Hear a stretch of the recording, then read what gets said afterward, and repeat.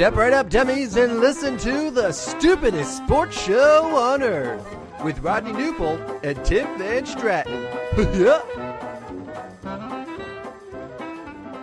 Well, hello, dummies, and welcome to episode number 52 of the stupidest sports show on earth. My name, as you all know, is Tim Vinsanity Van Stratton.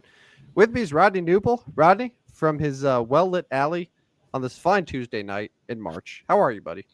I'm doing good, man. I'm doing good. Yeah, I'm doing good. I was not able to join you and our buddy tonight at the Carver Arena in Peoria, but I might have escaped some anger from you. I'm sensing a little anger tonight. But we're going to start the show with a little NIT experience. How was the experience? Let's talk about that. I've never been to an NIT game. Never, ever in my life have I been to an NIT game. How was the experience? Well, first of all, thanks to everyone who's joining us. If this is your first time tuning into the stupidest sports show on earth, I promise that the rage that I have is not a regular thing. It's just a one-time deal. Rodney is about what you see tonight from Rodney is about what you'll get regularly. A reminder that you can follow us at Stupid Sports Show on Twitter. Make sure to give us a follow. As you are watching the show, we got a lot to get to today. As far as the NIT experience, I'll say this, Rodney. The only real difference with it being an NIT game versus a regular Bradley game, there's two things. Number one, NIT set the prices. Yes. $32 a seat. It's not cheap. It's not cheap. $32 in these trying times, in this economy. Number two, when I was getting a beer at the concession stand, there was a sign on the counter that said, NIT regulations, no mixed drinks allowed. So I could not get over this. I was talking to our buddy Aaron about it, who I was at the game with, and I was like, how is it an NIT rule that they don't allow mixed alcoholic beverages? Like, that's an NIT rule. It's like, per NIT regulations, you can't have a rum and coke. Like, that was insane to me. So, but really, so those were the main differences. And then the fact that, like, they played Chattanooga's little intro video because it's supposed to be a neutral site. So, and the PA announcer had to sound excited when Chattanooga did stuff and not too excited when Bradley did stuff. But other than that, it felt like a regular game. And yeah, I mean, listen, we don't have to talk about the game itself. Nothing happened. It's not important. It's just the NIT. Certainly not worth talking about how Bradley had a 16-point lead in the first half. Certainly not worth talking about how they had 12 turnovers for the game. Listen, not worth talking about, okay? So it's just the NIT. It's just the NIT. And now it's just the NIT. Thank you, Rodney. Thank you. Because I was telling my buddy, too, one of two things. Number one, Bradley's going to the Final Four. Or, number two, it's just the NIT. And guess what, pal? It's just the NIT. So we'll see you next year. College basketball's over. It's over. It's done. I don't care what happens now from here on out. It's done. See you in November, everyone. It's dead to you. And yeah, no, it's over. It's over. It's done. Yeah, it's kind of interesting because now portal season's here. Transfer portal is here, and what I see, 700 names entered the portal in the first 2 days. We got to do something about this. We got to do something about this, man. Let's start our first show after the first two rounds of the NCAA tournament by talking about how we're going to fix college basketball, because I'm so tired of the portal. I'm so tired of a good player coming to my school and not being able to enjoy him fully because I know that, like, if he's too good, he's going to leave. Like, we got to do something about this, man. Yeah, you're a college basketball guy. I'm too emotional right now. Okay. I'm not thinking straight. I'm in a dark place. You got to help me here. Save college basketball. Fix it for me. Yeah. Please. There's a lot of work. A lot of work to be done with college basketball because you cannot continue to do this. I mean, some people are recommending you only get one transfer window, in your career. Once you've transferred, you're not eligible to transfer again. That becomes dicey. Why is the portal open during the NCAA tournament? That is dicey. Yeah. I mean, there's dudes on the NCAA tournament teams that are currently in the portal, ? Like, I don't quite understand how that works. But anyways, we'll get to that a little bit later, or maybe never, because we're not fixing this. But some Sweet 16 hot takes coming up this weekend. 4 games tomorrow, or Thursday. 4 games Friday. Of course, the pair of games on Saturday and a pair of games on Sunday. Yeah. Your Clemson Tigers are eliminated. They were one of your Final Four teams. But you have 3 others, right? I have 3. I have Auburn. I got Duke. And by the grace of our Lord, I have Maryland. Yeah, that was a good win for you then, the Derek Queen bucket. I'll tell you this. Maryland, they got pushed, but they survived. They battled. It was not a travel. They walked right into the Sweet 16, all right. They gathered their dribble and headed to the Sweet 16. But listen, like, I think they could be Florida. Florida's great, but Florida just also got pushed to the limit against UConn. They're battered. They're beaten up. And correct me if I'm wrong here. Was Florida having to travel? They have to travel for the Sweet 16 game, right? Or am I thinking of something else? Yeah, no. I mean, so getting to that, Houston's at the most disadvantage when it comes to travel, because Houston out of the Midwest has to go to Indianapolis, where they're going to face Purdue. That's 60 miles away. 60 miles. And if they beat Purdue, they have Kentucky or Tennessee. I don't know if those of you that are listening nationally know the Midwest, but getting from Kentucky or Tennessee to Indianapolis, very doable. Getting from Houston to Indianapolis, not so doable, to just get in a car and go. So, and that one, Houston's at a big disadvantage. Now for Florida, their Sweet 16 games are. So they're in San Francisco. Yeah, I'm looking at it right now. So they're and this is what I'm thinking here. Follow me on this. They got to go from Raleigh, North Carolina, all the way to San Francisco. Do you know where Maryland just played? Seattle. There's no time difference, buddy. They're staying out there. They're just staying out there. They're staying out there, my friend. Something to think about. Chew on it for a little bit. So, but I also devil's advocate here. Like, that's a long way away from home. You're getting tired of being away from home. You're not sleeping in your own beds. You're a little. No, boo-hoo. Come on, man. That's every team right now. Come on, except Purdue. Yeah, they can drive home. And then the winner of that Maryland-Florida game will get Arkansas or Texas Tech. Texas Tech has surprised me. I thought they might be a little beat up heading into the tournament. They're certainly not. Real quick, Thursday's winner, BYU, Alabama, on the spot. Who are you picking? BYU is going to win that game. I agree. I'm taking the Cougars. You know, I've been high on the Cougars for a while. I like BYU there as well. You taking Maryland to beat Florida? I have to. I have to. The bracket says so. I gotta. I will not. I will take Florida to win that one. No, I know. Narrowly. I know. Arizona, Duke. I can't pick against Duke, unfortunately. Duke. They're awfully good. And then Arkansas, Texas Tech. I'll go with Calipari and Arkansas in this one. Yeah, you also said Texas Tech was going to lose in the first round. You're right. So I'm not surprised. Listen, Arkansas there's always a team like in Arkansas, like that 10 seed or lower, that makes it to the Elite Eight. Arkansas fits the mold. I think they can pull off the upset. I'll take Texas Tech, but I think I would not be surprised if Arkansas wins that game. I would not consider it a huge upset. So on Saturday, I will have BYU against Duke. So will you. And then you will have Maryland against Texas Tech. I'm going to have Florida against Arkansas. We can get to the Saturday games on our Friday show. Now let's get to our Friday. We can do the Friday. Actually, we can do the Friday games Friday as well, but let's do them real quick. Ole Miss against Michigan State Friday. Ole Miss, Michigan State. I got to take the Spartans. I'll take Sparty. I'll take Sparty, even though I thought Sparty was going to lose in the first weekend. But just I like the matchup for them. I think Sparty's got it. Rivalry game, Kentucky, Tennessee. The Wildcats have won both games in this series this year. I'm actually going to take Tennessee to win the third matchup. I will take the Vols. Same. Vols.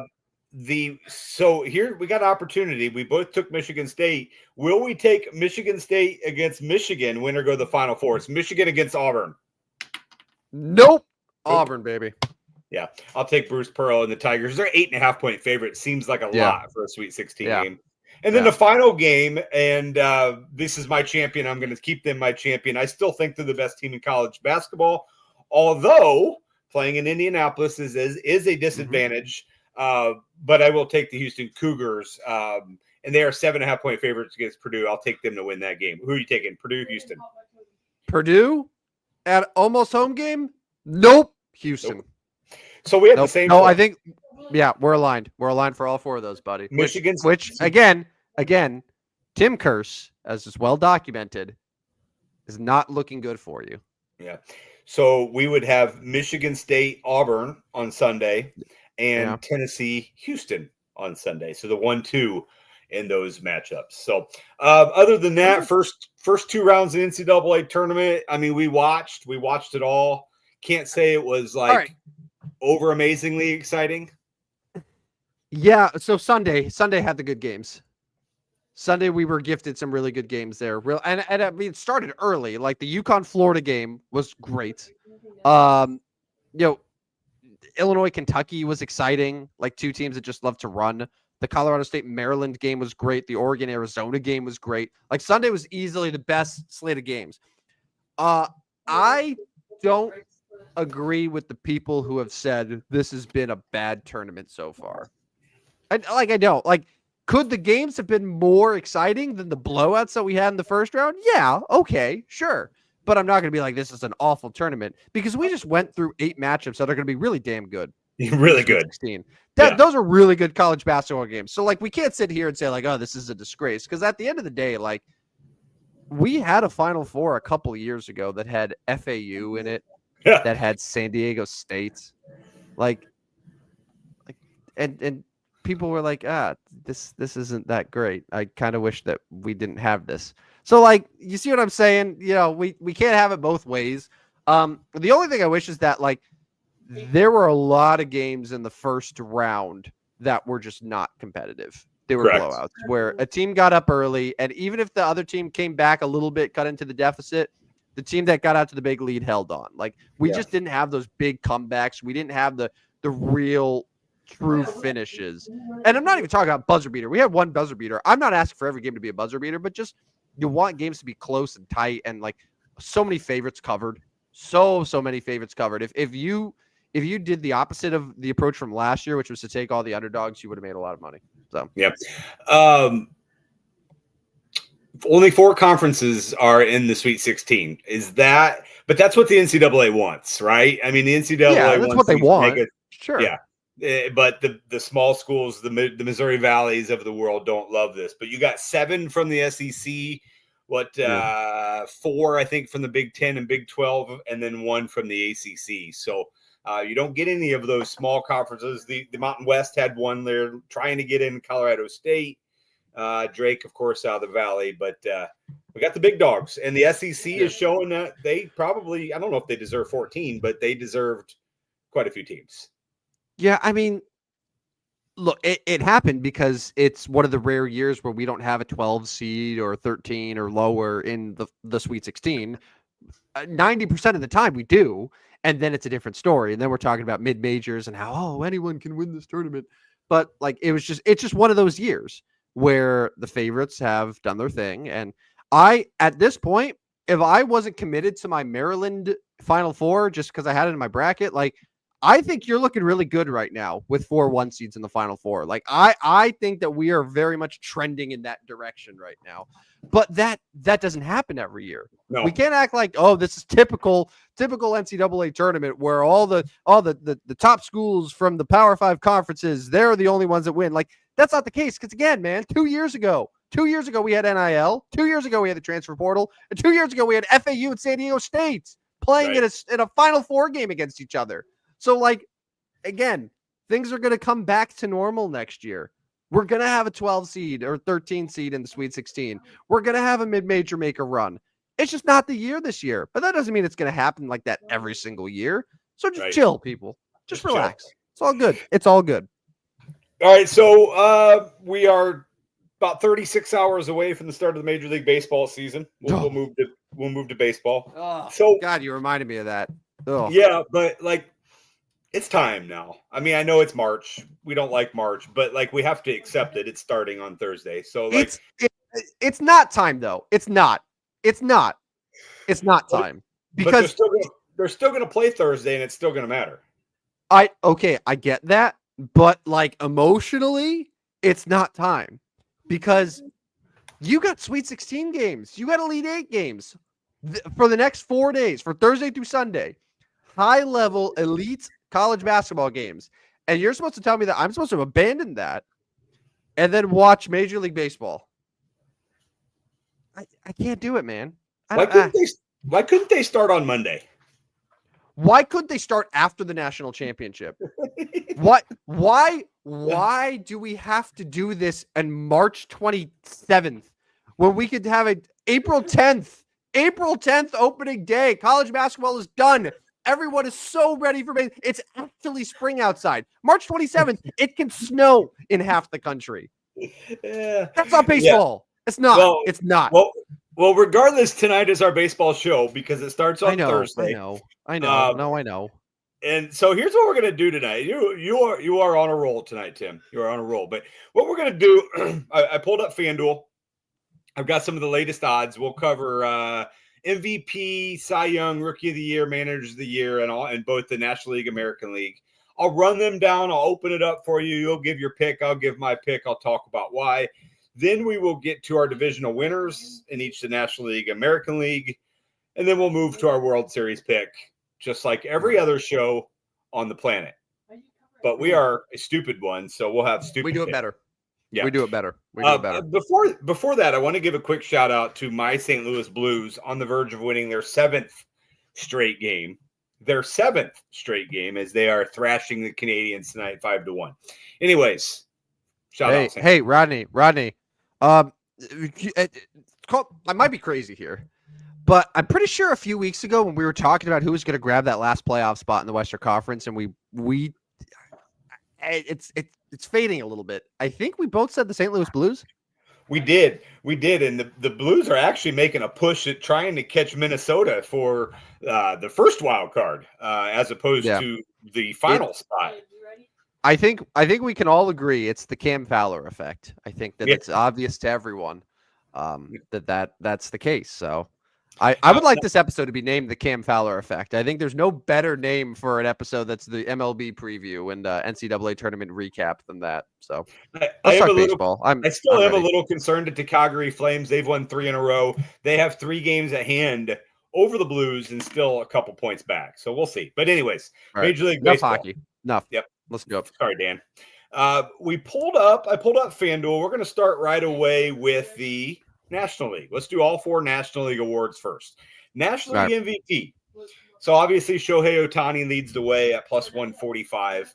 Soto, Tatis, Betts, Harper, Tucker come in after that. First of all, is your National League MVP a winner in those top 6, or are you going with a dark horse?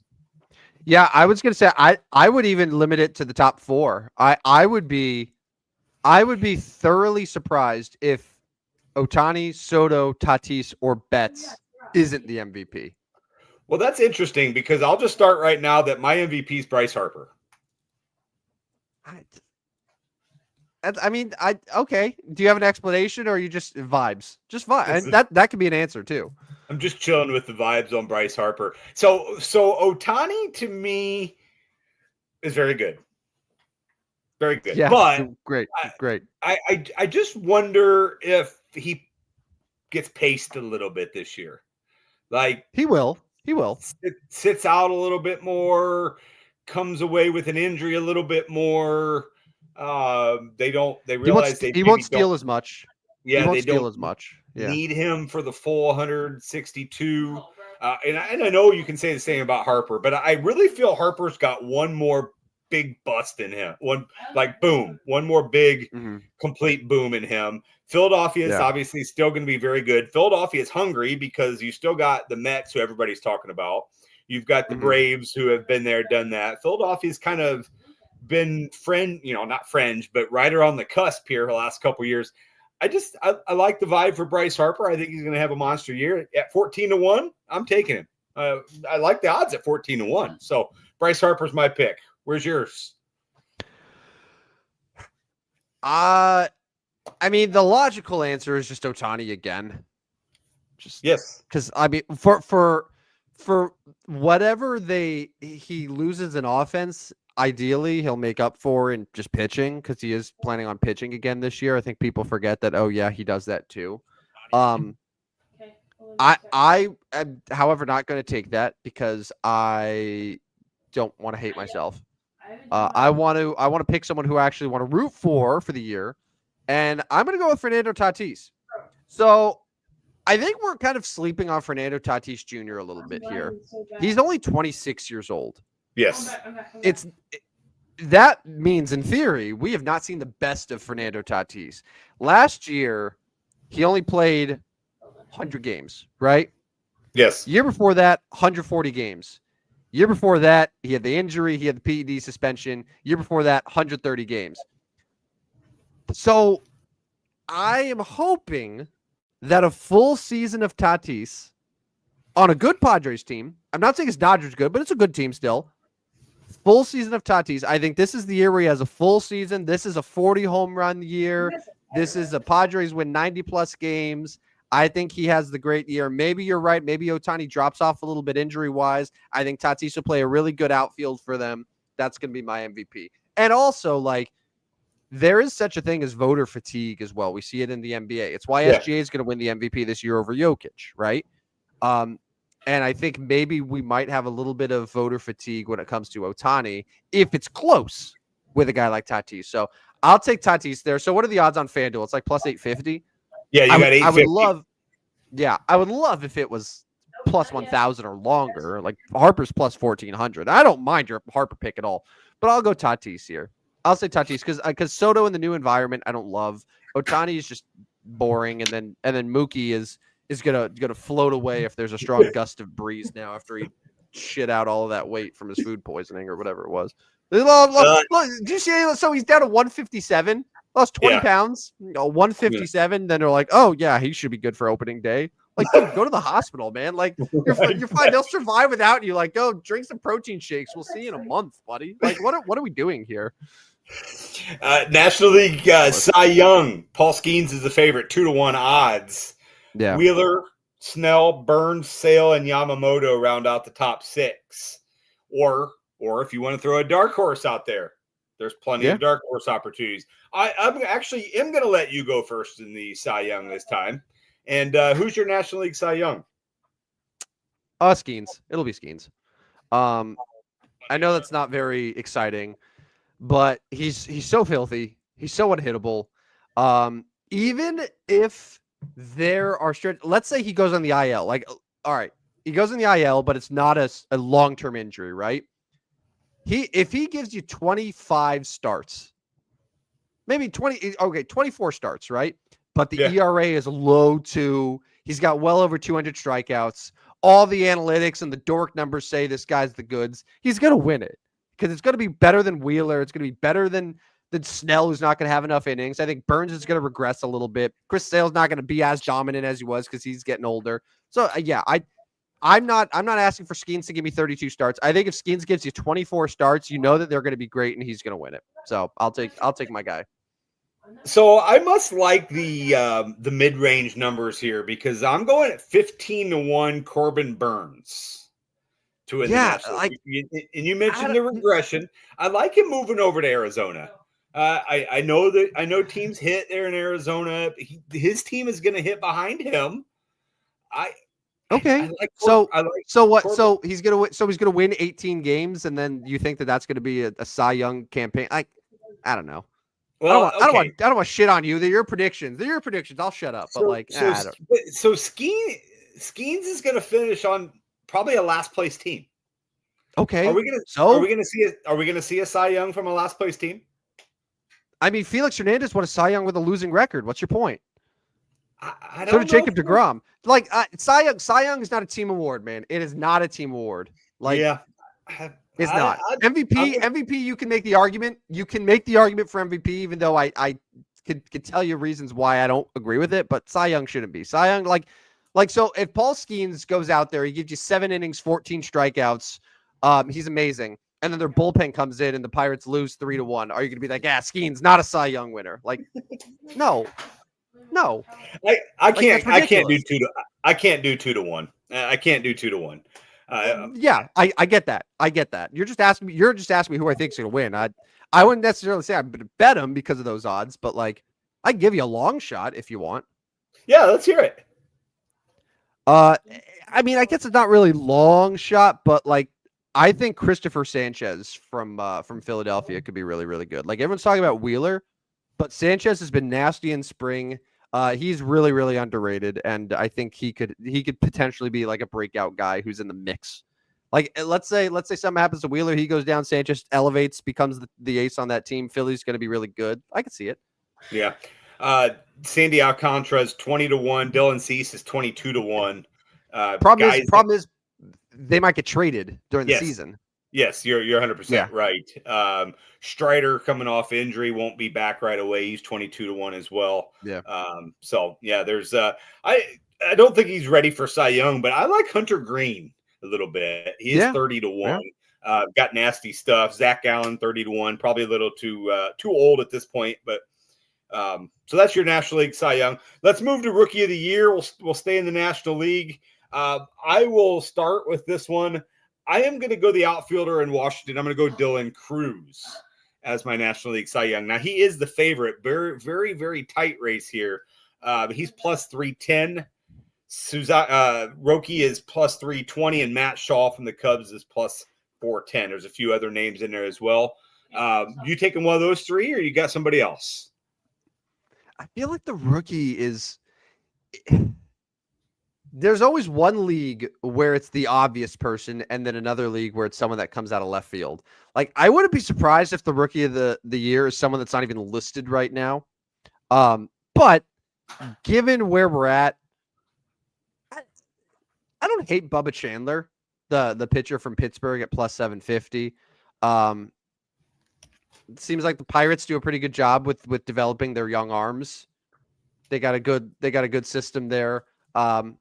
I could see that. Now, of course, that would be Skeens winning the Cy Young and then Bubba Chandler winning Rookie of the Year, which would be amazing for the Pirates. And then finishing fifth.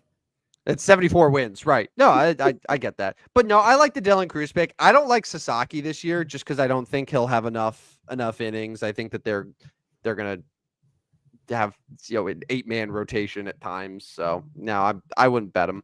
But no, I think Cruz makes sense, but I'll take Bubba Chandler. But I say that with very little confidence. Probably the least amount of confidence I have for any awards pick that we're doing tonight. We'll go over to the Manager of the Year. What a strange award this one is going to be, because you get in the National League, you got Terry Francona as the favorite, Cincinnati Reds 320. You got, of course, the shoe-in Craig Counsell 4-1 because it's a generational manager. Dave Roberts, who literally all he has to do is write a lineup card, is 7-1. Derek Shelton of the Pirates 7-1. Bob Melvin 9-1. Dave Martinez of Washington 10-1. Any idea here what you want to do? I wish Tito wasn't the favorite. I told you so weeks ago. You might not remember, but if people in our audience remember, we were looking at MLB win totals and which one stuck out, over-unders. And at the time, I don't know what they're at right now, but the Reds were sitting at like 78.5, something ridiculous. And I said, the bets of all bets is over on the Reds, because people have forgotten that Terry Francona is the manager now. Yeah. So I think Tito definitely makes a lot of sense. I think that he is a deserving favorite. Not betting wise, that's probably the guy that I'm going with. If I'm looking at odds, I mean, shoot, man, Snickers at plus 1,500. That's very low for a Braves team that still is World Series good. Yeah. Like everyone's all high on the Mets because of Juan Soto, and the Phillies have had a nice little run here, but the Braves have been a very good team for a few years. They made the playoffs last year without Ronald Acuna, without Spencer Strider. Like, they're going to be back this year. It's going to be a super good team. And if the Braves win 97 games in a tough division, like, I like those odds for Snickers. So that's sort of my my value bet right there. And it's a pretty good value bet for a guy who's won a World Series and who's the manager on an elite team when everyone's healthy. Yeah, so I'm going to go 11-1 Arizona's manager, Torey Lovullo. I think that's a good value as well, because I do think they can be better. Now, can they win the NL West? Probably not with the Dodgers, but why can't they finish second and make a wild card and make a nice push at 11-1? I did want to give a quick shout out here. Oliver Marmol's 25-1. 14th of 15 managers. Second worst manager. Yeah. That's got to feel really good right now. He's just keeping the seat warm. He's keeping the seat warm for Pujols, right? And Oliver Marmol is behind some guy by the name of Clayton McCullough. Yeah, I think it was. So he was the Dodgers bench coach, or he was a Dodgers coach in some regard. But yeah, the new Marlins guy. Man, Skip Schumacher was the coach of the year at this time last year. That's my point about this whole award. I don't mind Pat Murphy again from the Brewers at 14-1 because he kind of gets overlooked all the time. But I'll take Torey at 11-1 in Arizona. I do think they can be pretty good. They're out in the desert. I think so too. So there's our. Go ahead. Is Pat Murphy? Correct me if I'm wrong here. Did Pat Murphy win the Manager of the Year last year? Yeah. After Craig Counsell went away. He did. So I don't know if he can win it back to back. So, because there was a time, Rodney, where everyone was like, man, this Craig Counsell, a genius manager. Then he goes to the Cubs. He's given resources. They miss the playoffs. Everyone's like, oh, this guy kind of sucks. And his bench coach, Pat Murphy, who just steps in and leads the Brewers to a division and wins the Manager of the Year. So, like, is it just a Milwaukee thing? It's clearly not a Counsell thing. It's just a Milwaukee thing. Apparently. Or we see Counsell is overhyped because he's in Chicago. Like 4-1, really? I don't think we want to go 4-1 on Craig Counsell. I mean, it's the same thing as the Bears head coach was the favorite to win the Coach of the Year, and he was fired. Craig Counsell's not going to get fired, but I don't believe he's going to win Manager of the Year. No, I agree with that. All right, let's move over to the American League. Let's start with the MVP. Bobby Witt is the favorite at plus 280. Judge, Gunnar Henderson, Corey Seager, Vlad Jr., and Jordan Alvarez round out the top six. I'll start this one. I am a massive Bobby Witt Jr. fan, and that is who I'm going to take. Even though he is the favorite, I'll take him at plus 280. I see him hitting 320. I see him hitting 30-plus home runs, driving in 100-plus RBIs. I think Kansas City can make the playoffs out of the American League this year. They did. That American League Central is like up for grabs. I think they can kind of make a push and get in there. I'll take Witt at plus 280. Who are you going with? I'm also taking Bobby Witt Jr. Now, and this is why. You can really say that this is going to be a two-man race between him and Judge. Yes. Judge is 32. He's going to be 33 at the end of April. Doesn't have Juan Soto in front of him in the lineup right now, which I think will – and, like, don't get me wrong. I think the Yankees lineup could still be very good. Like, if Cody Bellinger takes advantage of that right field porch and, Paul Goldschmidt bounces back, like, that lineup will be good, but you don't have Juan Soto, right? Gunnar Henderson is third right now. He's starting the year on the IL. Yeah. And then you get Corey Seager. Vlad is really intriguing to me because he had a really, really underrated season last year, and he's in a contract year. And, like, I could see Vlad just being an absolute freaking monster, but I just don't know if Toronto's going to be good enough. Right. And then Jordan Alvarez is just hurt because he's a DH, right? Yeah. He's a DH who doesn't pitch the way that Ohtani does. So I think for all of those reasons, you're kind of left with Bobby Witt Jr., who's like a freaking stud, who's getting better, who does everything, who's on a team that can win the division. So, like, I think he should have the same odds for this award that Ohtani has in the National League right now. I think he should be a much closer favorite, or a further gap between him and Judge than what it's at right now, which is plus 280 and 300. And right. Aaron Judge freaking rules, but, like, that's just kind of how I see it right now. So I'm gonna go chalk with you and say Bobby Witt Jr. Boring, but he's good. He's very good. Yeah. All right, American League Cy Young. So I looked at this and I was like, boy, and I know all these names, but I'm like, boy, times have changed because you got some maybe not so household names on this American League Cy Young list. Now you got Skubal, who won it last year at plus 350. He's the favorite. You got Garrett Crochet from the Red Sox, plus 360.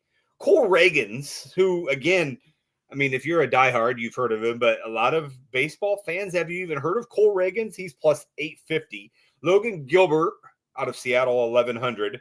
Jacob deGrom, 1,400. And Pablo Lopez, who the Cardinals will see on Thursday for the Twins, at 16-1. Your pick for American League Cy Young is...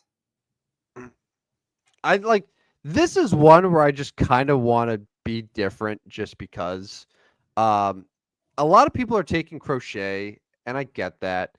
And Skubal's really good. Like, pitching is so hard, especially because it's young guys. They throw hard. They get hurt. It's really hard to sort of, like, land on a guy. But I'm really intrigued by Hunter Brown. And I'm sure there are some people out there who are like, Hunter Brown? Who the hell's Hunter Brown?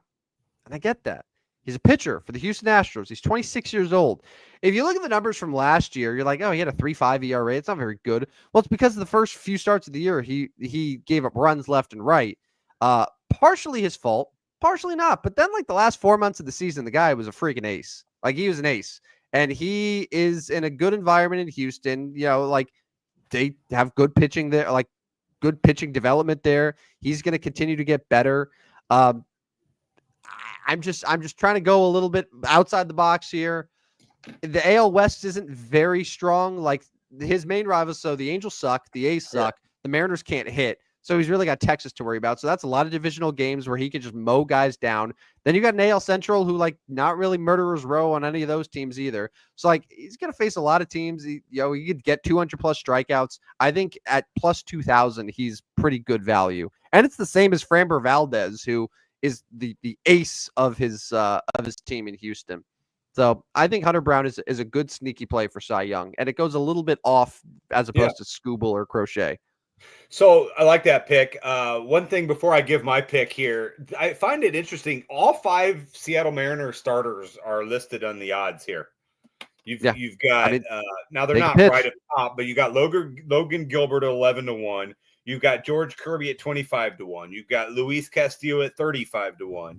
You've got Bryce Miller at 50-1, and you got Brian Wu at 55-1. Mm-hmm. So obviously a nice rotation there in Seattle.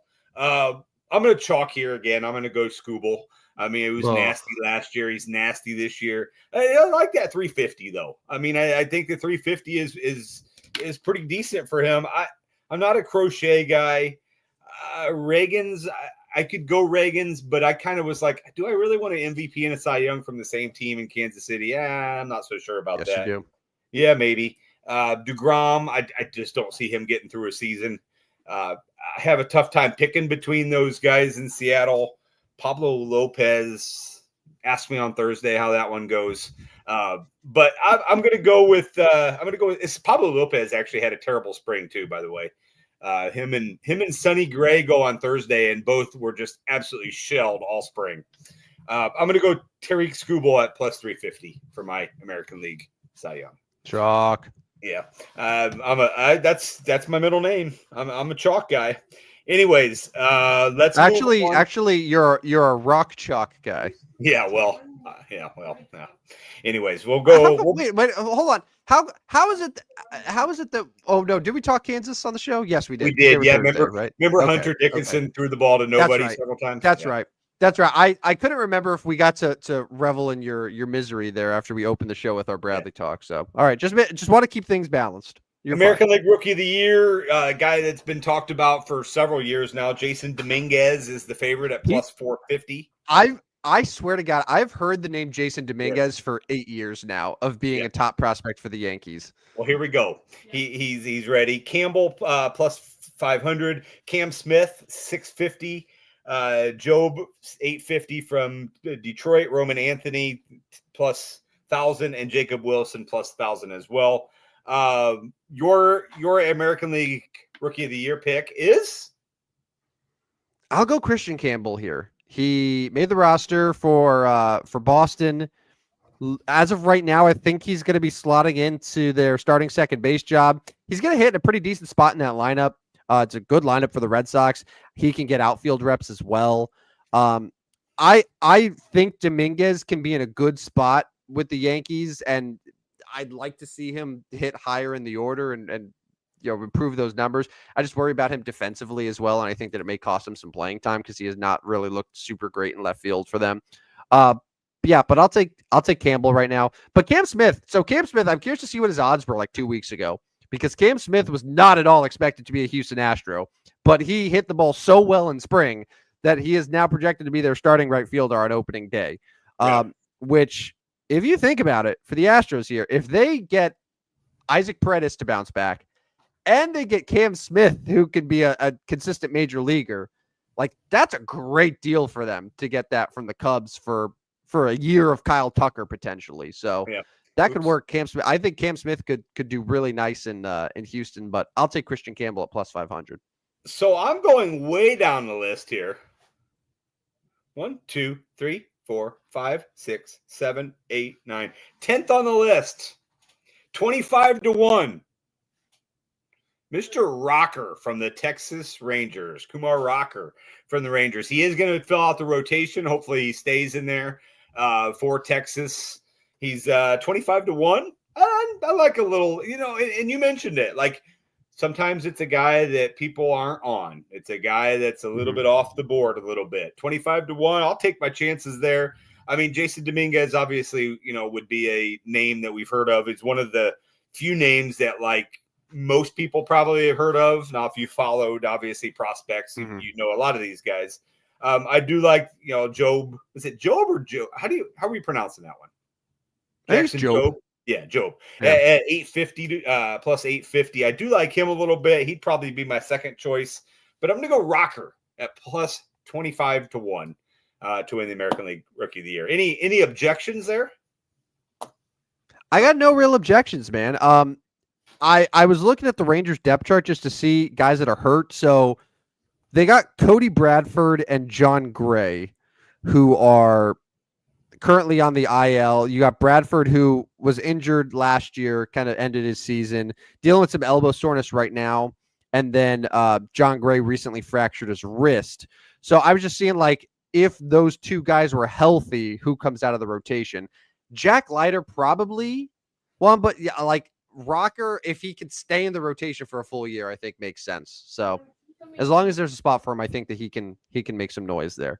That is a righty heavy rotation. I'm looking. So right now it's Eovaldi, Jack Leiter, Tyler Mahle, Jacob deGrom, Kumar Rocker. That's 5 righties, but like 5 guys like can throw heat, strikeouts. Like, I'm very intrigued by that rotation. Yes. Last one we get to is American League Manager of the Year. Alex Cora is the favorite at 350, followed by Dan Wilson, Kevin Cash, AJ Hinch, Rocco Baldelli, John Schneider. Those are the top 6. I'm going to go with Alex Cora as the favorite here, and I'm going to take him. I think Boston does bounce back. I think if Boston bounces back any and makes the playoff, I think Cora gets this one. Because they've had a struggle or two here the last couple of years, and they finally get back to the playoffs. I'll take Cora at plus 350. I'm very intrigued by these odds here. So typically, like, all right, let's go back to the National League, right? So the guys near the bottom, it was the Cardinals, right? It was the Marlins. It was teams that like weren't really expected to contend this year. The American League, the bottom of the list, so not counting Will Venable on the White Sox, right? You have Matt Quatraro, Royals. They made the playoffs last year. Aaron Boone, Yankees. They went to the World Series. Stephen Vogt, Guardians. They went to the ALCS. Brandon Hyde, Orioles, playoff team. Joe Espada, Astros, playoff team. Like, those are 5 playoff managers, like, for good teams. And normally, manager of the year, like, you got to be on a good team. So, like, I'm looking at one of those guys, and probably, like, if we think the Royals win the AL Central, let's say the Royals get an MVP performance from Bobby Witt, they win 92 games, they win the AL Central.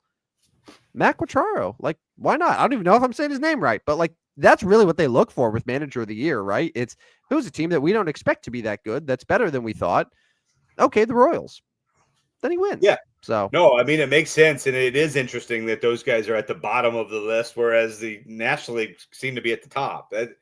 That's interesting. Who was the favorite in the National League? I forgot. Tito. Oh yeah, new guy on and then Yeah. Council who didn't make the play. So tell me though, like, why is John Schneider from the Blue Jays have better odds to be the manager of the year than like Joe Espada from the Astros by 1,500 points? Right?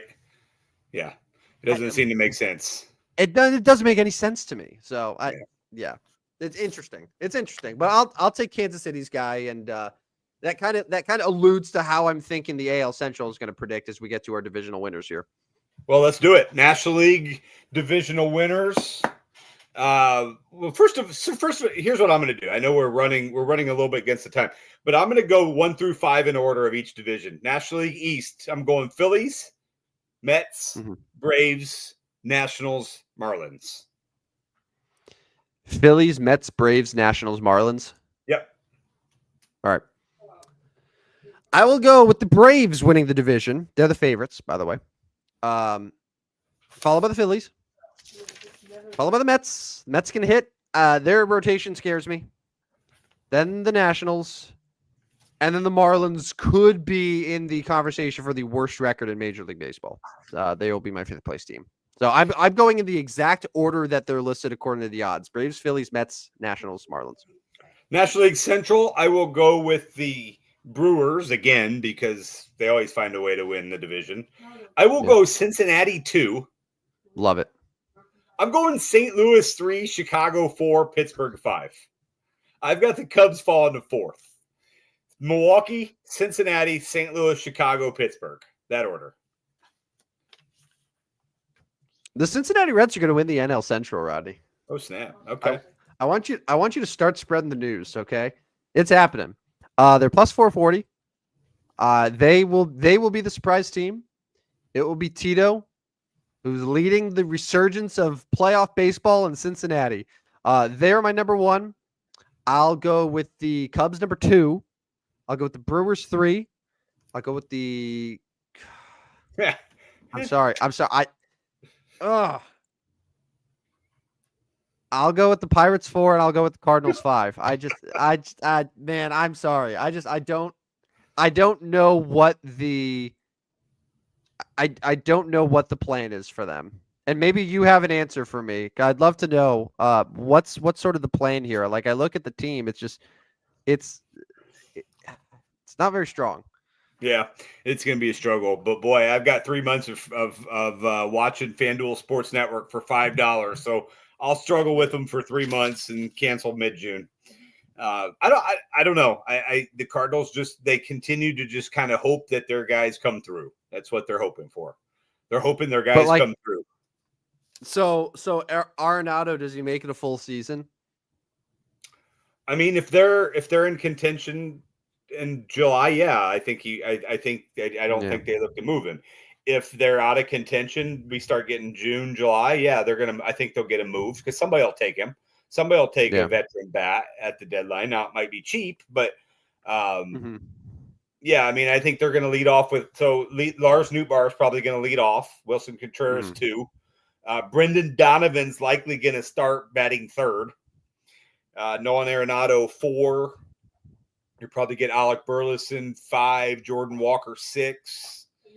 Ivan Herrera is going to be your starting catcher this year now. 7 probably for Herrera. Probably Mason Wynn's going to bat 9 to start the season. He had a poor spring, and I think he's going to start in a 9 hole. Our buddy Michael. I mean, they'll be really excited if Mason Wynn has a poor season. So, like, the last 4 guys is Herrera, Walker, Scott, and Wynn. The oldest of them is Herrera, who's 24. Yeah, they'll be young at the bottom of the order. Yeah, which is fine. Which is fine. They can grow, and off the bench, like Nolan Gorman is still there, sort of the utility guy now for them, and he's still only 24. So if the young guys can hit, then it's great. And then I probably like their offense more than Pittsburgh, but I like Pittsburgh's pitching a lot more than the Cardinals. Yeah, Cardinals are going to go with a 5-man rotation and then possibly add a 6th with Steven Matz later in the month. I'm not a big Steven Matz fan, but Sonny Gray will get a start on Thursday. But anyways, let's move to the NL West. We can talk Cardinals all year. I'll go Dodgers 1. I'm going to go Arizona 2, San Diego 3, San Francisco 4, Colorado 5. I'll go. This is bold, but at -800, I'm taking the Dodgers to win the division. Yeah. I'll go Padres 2 with my Tatis MVP pick. I'll go Diamondbacks 3, although the two of them are going to be very close to each other. Giants 4, Rockies 5. So not really anything sort of earth-shattering there at the NL West. All right, let's move to the American League real quick. We are about 10 minutes away from finishing up here. American League East. I'm going to take the Boston Red Sox to win the American League East. Yeah. I'll double down on my Alex Cora vote there. I'll go Baltimore 2, Yankees 3, Tampa 4, Toronto 5. Yankees fall to 3. Just the Soto leaving, the injuries they've got, some question marks there, rotation questions. Boston, Baltimore, New York, Tampa, Toronto for me.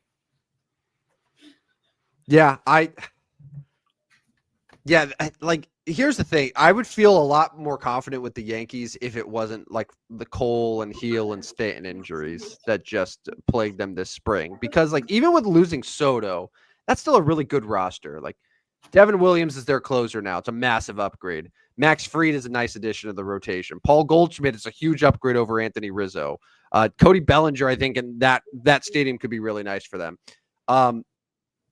But I'm kind of leaning toward the Red Sox too, man. Like the Red Sox pitching can be really good. That offense is deep. I do worry about their closing or their bullpen situation a little bit because I don't love Hendricks or Chapman as long-term options there. But Red Sox value-wise, I think it makes sense. So I'll go Red Sox 1. I'll go Yankees 2. Orioles 3, just because I don't think their pitching can do unless they make a move for someone like Dylan Cease. 4, I'll say Toronto because Vlad carries them maybe, and then 5 Tampa. I'm probably underselling Tampa a little bit, but I don't know. I don't love the team. They're playing in a minor league park. It's a weird year for them. Yeah, agree. All right, let's go to the American League Central. I'm going to take the Kansas City Royals to win the Central. I'm going to take Detroit 2, Cleveland 3, Minnesota 4, and surprisingly, I'm going to take the White Sox 5. Yeah, White Sox will be the 5th. They will be. Yes. They will be last. Yes. I hate this, Rodney. I also have to take the Royals, man. That was the pick that I was going to go with. I mean, Witt's going to win the MVP. I got Quattraro winning Manager of the Year. Kind of have to take the Royals. They're good. They look really good. So Royals are my 1. I'll differ a little bit with you for the rest, though. Minnesota's going to be good enough to finish 2nd. I'll take Cleveland 3, fall back a little, and then Detroit sort of come back down to earth. I mean, Detroit was a 4th place team, a solid 4th place team, if not for a unconscious September or August, right? So I don't think that's going to repeat this year. They're probably sitting more at 80 wins than 90 wins. So they're my 4th place team, and then obviously White Sox last. Okay, American League West. I will take the Texas Rangers to win the West. God, Rodney, come on, man. It's too much agreeing here. I'm going to take Houston at 2, Seattle at 3, Angels at 4, and Vegas, Sacramento, Oakland, the Athletics at 5. I'll go Rangers 1. The Rangers scare me. They scare the shit out of me. They're really good. Astros number 2. Mariners 3. I'll go A's 4. I'll go Angels 5th. Angels are going to be that bad? I mean, they lost 99 games last year. Yeah. I still got a ticket available. They lost got a ticket available for Monday, by the way. They lost Monday. Weekday. Nah, I can't do weekday. But listen, 99 losses, and they addressed that with Yusei Kikuchi and Jorge Soler. No. Your World Series pick for 2025. Ooh, okay. So I've been in the lab. I've been cooking up a good pick. So I'll go one team that I think won't be a surprise, and then one team that I think will be a surprise. Okay. I think the Texas Rangers will represent the American League. I think when it's all said and done, they have all the pieces in place. They got a stacked lineup. If the rotation looks as good as it appears to look on paper, I think that can be really great for them. They got a great manager, Bruce Bochy. That's my pick. In the National League, it's the Atlanta Braves. Atlanta Braves. They bounce back again, fully healthy with Strider, with Schwellenbeck, with Sale. It's a phenomenal rotation. The lineup is deep. They've done it before. They've beaten the Dodgers before in a playoff series. I'm going to go Rangers versus Braves in this year's Fall Classic. The Dodgers can't win every single World Series, and maybe I've just Tim cursed them, and maybe I've given them the next 10 World Series. Who knows? But baseball, it's a long season. Anything can happen. Guys get hurt. You never know. So everything worked out well for the Dodgers last year, and I think everything's going to work out for the Braves this year. So that's my pick. I will take the Los Angeles Dodgers to win the World Series. I'm going on a major limb here. But I will take them to beat the Kansas City Royals in the World Series. The Kansas City Royals. We're all in on the Royals, man. Yeah. Bobby Witt leads his team to an American League championship. They get some help again from the guy that never ages, Salvador Perez. Seems like he never ages somehow. Rookie or the manager there, Quantera, whatever we want to call his name. Cole Reagans, we mentioned him. I like Kansas City's makeup. I do think they will be tested in the American League Central. If I had a second pick, even though I took them to finish second in the West, I would take the Astros as my second pick. For the last decade, history has shown that that's a smart prediction for the Houston Astros. Last year was the first year since 2014 that they weren't in an ALCS, or 2015 that they weren't in an ALCS. Right. Is that right? Yeah, I think that's right. So that's a smart play there. And like the Astros, I think, should still be pretty good. Yeah. I'm looking at Salvador Perez, by the way, just his numbers. Is he going to be a Hall of Famer? I think so. I think he's got to be, right? So he's 34. So he's still got a few years left. He's going to finish well over 300 home runs. He's going to have 10 plus All-Star appearances, 5 plus Gold Gloves. He won a World Series MVP. He has 5 Silver Sluggers now. Could add more. That's pretty good. Like that. Yep. That's going to be a career we look back and say that's one of the best offensive catchers in the history of Major League Baseball. Yeah. No, my instant thought is yes, he's a Hall of Famer. But we'll find out once his career ends. Anyways, that is our Major League Baseball predictions. We will talk with a bunch of Major League Baseball. We'll get Friday. We can talk more about the start of the season, although one game will be under the belt. Although technically 2 games are under the belt right now with the Dodgers and Cubs. But that'll wrap that up. Real quick, I wanted to give a quick update. You've got a couple more hours left in our Stupid Show Madness. Actually, this should say third round voting. We are in the Sweet 16 going on right now. And these first 4 games of the Sweet 16, the voting ends tonight at midnight. So it's the 1990 UNLV Running Rebels against the 2012 Kentucky Wildcats. That's going on right now. 1967 UCLA Bruins against the 2000 Michigan State Spartans. That's going on right now. 1992 Duke Blue Devils. We remember that Christian Laettner team taking on the 2008 Kansas Jayhawks team. And then the 1972 UCLA Bruins are taking on Michael Jordan and his 1982 North Carolina Tar Heels. You got 2 hours left to vote for those matchups. Those will end tonight, and then the next 4 games, the other Sweet 16 games, will go tomorrow, and those will run till Thursday night at midnight. So Stupid Show Madness, go to our Twitter account, use the hashtag Stupid Show Madness, and get your third round voting in. There it is. We're getting closer to the end. Excellent. All right. I have to say, so as we wind down the show, we move on to the best 52s in sports. And we've had a run of shows here. I think 51, we started to get back on track a little bit, but we've had a run like late 40s where it was like, oh man, we're really having to find some guys that are worth a spot on this Mount Rushmore. I think we could fill 3 Mount Rushmores of just 52s. Yeah. This is a absolutely loaded number. I don't know if you've done any sort of research going into the show. I know it's typically not on brand for what we do, but I want to throw some names at you. Okay. Allow me to throw some names while you sort of get your bearings all situated. Okay. All right. Let's start Major League Baseball. This has been our baseball preview show. So there are a couple guys that really stand out to me. The main one is CC Sabathia. Yep. CC Sabathia, 19 years wearing the number 52. He will be going into Cooperstown as a Baseball Hall of Famer this summer. That is a pretty significant one. And then Michael Wacha. I'm just kidding, but Michael Wacha actually is a 52 there. He will not be. He will be on a plaque far away from the actual Mount Rushmore. But I would say, can we say CC Sabathia right now is a strong case to be on this Mount Rushmore? Yeah, he's our baseball representative. Good. Now we get to football.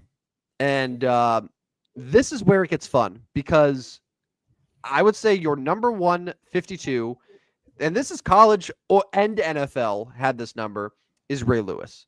Yes.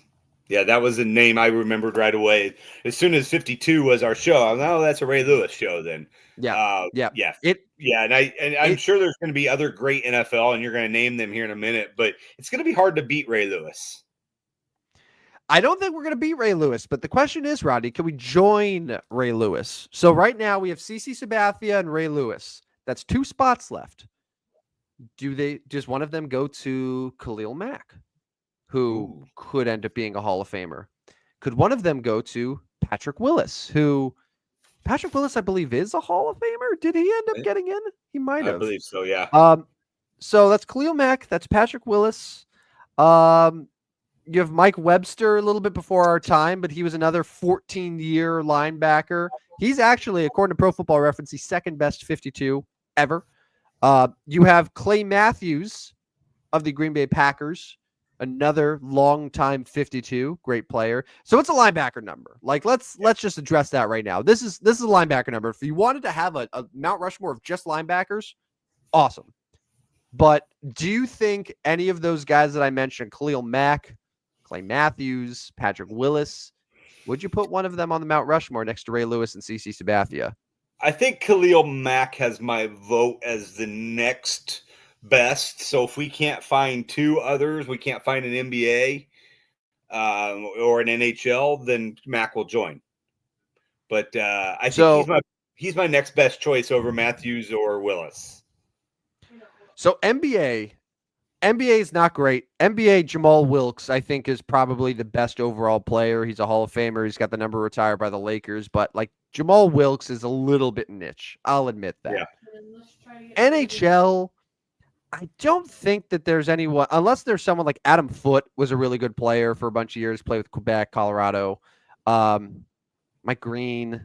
But like, I don't think it's anyone on the NHL list that's worth a spot. But what I decided to do is I decided to expand a little bit because one glaring thing that we don't do enough is look at college numbers. Yeah, we really just sort of limited it to pros. So what I did is, this is last week, I looked up the best player in college basketball history at every jersey number.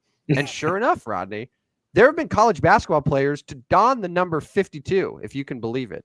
The best one to ever wear the number 52, James Worthy at the University of North Carolina. That's a good number. Yes. He was the tournament. He's one of the best North Carolina players ever. He was their most outstanding player, along with the National Player of the Year in 1982, the year that Michael Jordan hit the big shot in the title game.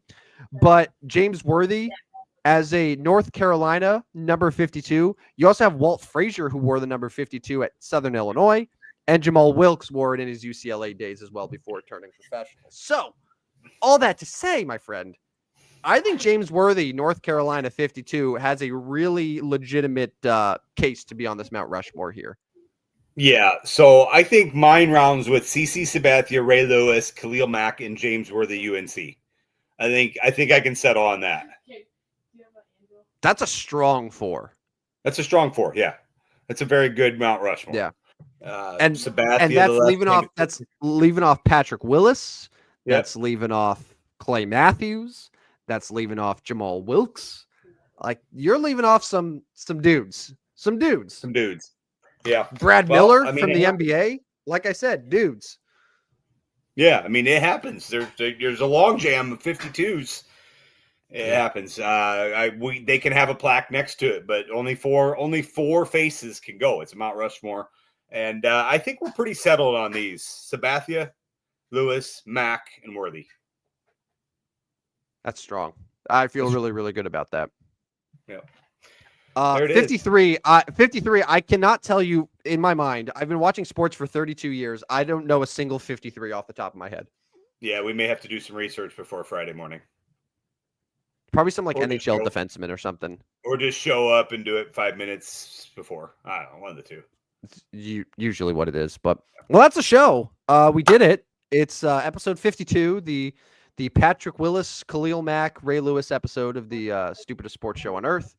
This was fun, man. I know we went a little bit long, but we had a lot to get to. We had my grief. We had we fixed college basketball. We talked baseball. You went from like super bold to just all chalk, like the final like half of your predictions. Just yeah. NCAA tournament, I'm all chalk there. So yeah, it's been crazy, but I do like my MLB awards. I spent about 4 minutes before the show picking my awards and coming up with the thought process. So we'll see. Kansas City's probably a little too bold to win the win the AL. Don't you think? I'm probably too bold there. Not necessarily. There isn't a team in the American League that's like the Dodgers, where it's like, oh, this is the overwhelming favorite.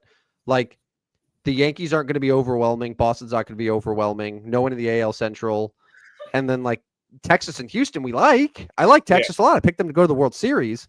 But there's no team where I'm like, oh, they're for sure going to win 100 games. There's no powerhouse, right? So why not Kansas City? Yeah. And, we're 2 years removed from Arizona making a run to the World Series. Like, it happens. Yeah. Well, we'll check back with these throughout the year and see how they're doing. But ready for, you're not quite ready, but I'm ready. I'm ready for baseball on Thursday. I'm ready. I'll watch, and I'm sure I'll get there once I turn the games on. But I don't know if I'll fully get in baseball mode until like after the NFL draft. We haven't even talked about Russell Wilson today, man. Yeah, we'll get to that Friday. Don't forget to sign up for my Substack. Go to Substack, sign up for Stupid Sports Show. Up 33 units on the year, up 7 units in March. I had a bunch of picks today. We'll grade those tomorrow, and we'll start coming up with our NCAA Substack picks, Major League Baseball Substack picks. Oh, betting on baseball. That sounds like so much fun. Tim's like, I'm out. I don't know if I've ever won a bet on baseball in my entire life. Follow us on Twitter. Again, another hour and a half left of the Stupid Show or Stupid Show Madness voting. There we go. There it is. Third round voting. Get those votes in so we can crown a champion at the towards the end of the month. Anyways, that's all I got. Let's say you tuned in late. You're like, oh man, I wish I would have seen the first 30 minutes of what Rodney and Tim were talking about. Well, good news. You can listen to tonight's episode and any of our previous 51 episodes wherever you get your podcasts. Just go on Spotify, Apple, iHeart, look up The Stupidest Sports Show on Earth, and you'll find us. So make sure to give us a like, a review, a rating, subscribe, unsubscribe, resubscribe, leave hearts in the comment section. Anything to pump up the numbers and take down McAfee. That's why we're in this business. That's what we're going to do. And we're not going to rest until we accomplish that. All right. And by the way, shout out to our new friends over at Gateway Sports Network as well. Right. They are officially sponsoring our show.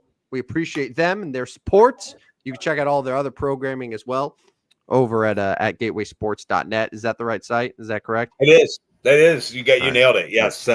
Partnership with them is good. I've talked to a few of those guys today. They're doing well, and they got some good shows as well. So we'll start mixing in a little bit more of their stuff here as we get going, especially baseball. Not quite as NCAA basketball as we've been, but baseball we'll get there with them. So looking forward to what they've got coming up. A spring and summer full of Cardinals baseball talk, everyone. Coming up on the stupidest sports show on earth. For Rodney Newpel, this is Tim Vinsanity Van Stratton. Signing off. We'll talk to you Friday morning, bright and early, 8 a.m. Central, right here for episode 53 of the stupidest sports show on earth. Take it easy, everyone. See you guys.